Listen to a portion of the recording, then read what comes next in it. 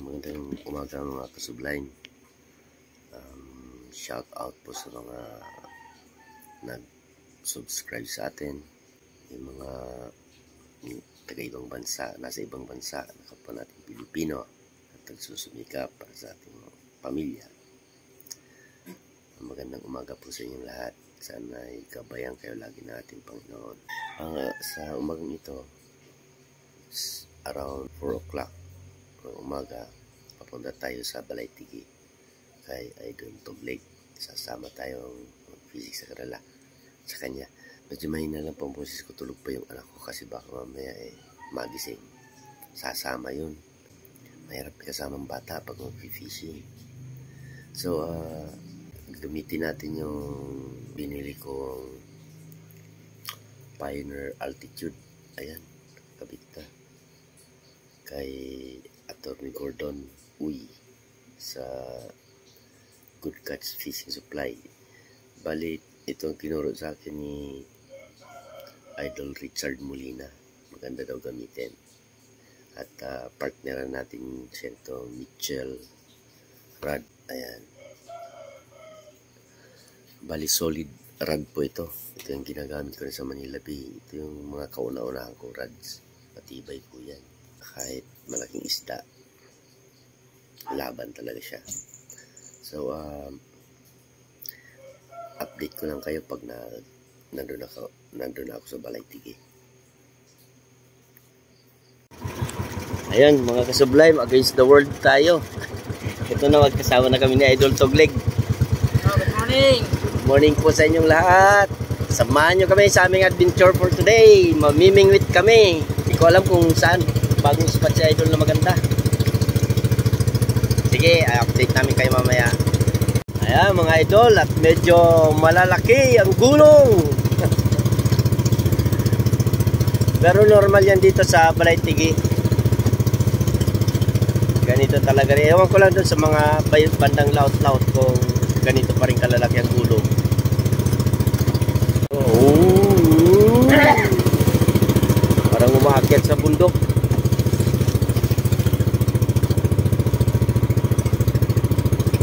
Roller coaster.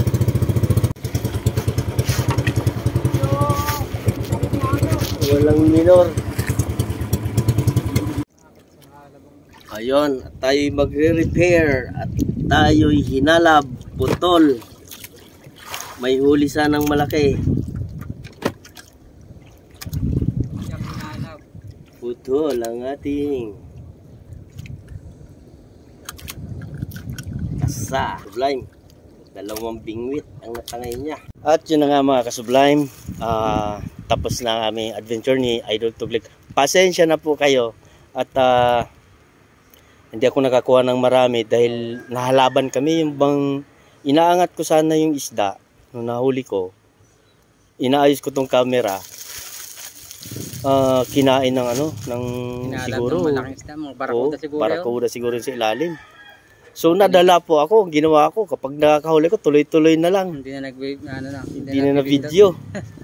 Anyways, papakita ko sa iyo ang huli ko pagdating sa bahay. Yun, marami yun. See you later. Okay. Thank you Idol. Thank you at si Idol Tugleg. At pasensya na medyo ang palawang medyo medyo mahalab. Mahalab ngayon. Bago tayo sunod. Pero marami naman tayo huli. Huwag po nating kalilimutan i-subscribe at suportahan si Idol Tugleg. Thank you. Kabangka.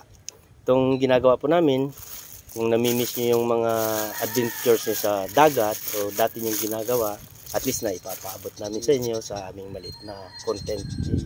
Ayun, God bless. Lalong-lalo na po sa mga OFW, sa mga kababayan natin. Thank you rin nga pala ito, Idol, sa malaking tulong to sa araw, sa pinakabubungang bangka. Thank you. Yan, tig-isa tayo niyan doon, meron din ako. Sige, ingat sa biyahe, Idol. Okay, good luck sa susunod. Okay. Thank you.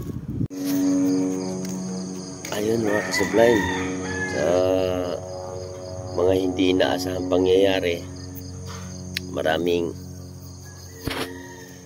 nangyari dun sa laot. Nagluko yung silinyador ng aming bangka ni Idol Tugleg. Pagka nire-rev siya, parang barado, palyado. So hindi po kami nakalayo. Hindi kami nakapunta dun sa spot dapat na pupuntahan namin. Pero nevertheless, nakahuli pa rin naman po. Pangalawa pong nangyari, ang lalaki talaga ng gulong. Yung tawag sa kanila ay anlog.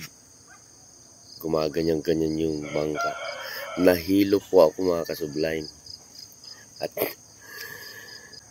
pangatlo, kaya hindi po kami nakakuha ng videos kasi sayang yung kagat ng isda.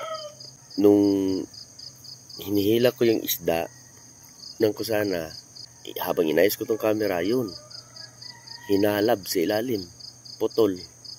Ginawa ko na lang, namingwit na lang po kami na namingwit para makarami.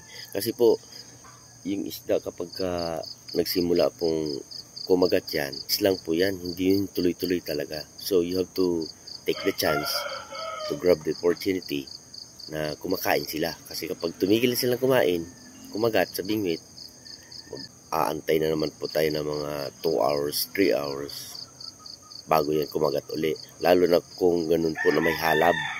Kasi pag may halab, pag nasakmal na niya yung huli namin sa ilalim, naglalayuan na po yung mga isda. Takbuhan na yung kung saan. Lalayo na sa amin. So, wala na talagang mahuli. At saka ang gamit ko lang po ay camera. Kaya medyo matagal po akong pag-set up. Kailangan, siyempre, yung cellphone camera, cellphone ang ginagamit ko. Bago siya magkapag-record, kailangan buhayin muna. Kasi naka-sleep mode. Then, kung ko siya may set sa video, ay nahalab na yung huli ko sa ilalim. Habang pumapasag-pasag siya doon, bago ko maset yung camera ko, nakagat na siya ng malaking isda. So lalo kami hindi makakahuli. Pasensya na. Siguro it's about time na bumili na talaga ako ng GoPro para mas mabilis yung operation. Pero for sure mga ka-Sublime, si Idol nakakuha ng footages nung paghuli namin ng mga isda. Panoorin niyo na lang po sa kanyang vlog. So ito mga ka-Sublime, ito yung hinalab. Pag sinabi naming halab, ito yun, no? Ito yung natira. Nung nahuli namin siya sa bingwit, nasa ilalim, sinakmal siya rito ng malaking isda. Pating, tawag doon, tanigi or barakuda. So yun, pag-ahon, ito na lang nakakabit sa bingwit. Putol na. Kaya kalimitan, pag nahahalab, pati yung bingwit namin, putol. Ayun. So, ayan, yung hinalab, oh. Nagtira pa ng kaunti.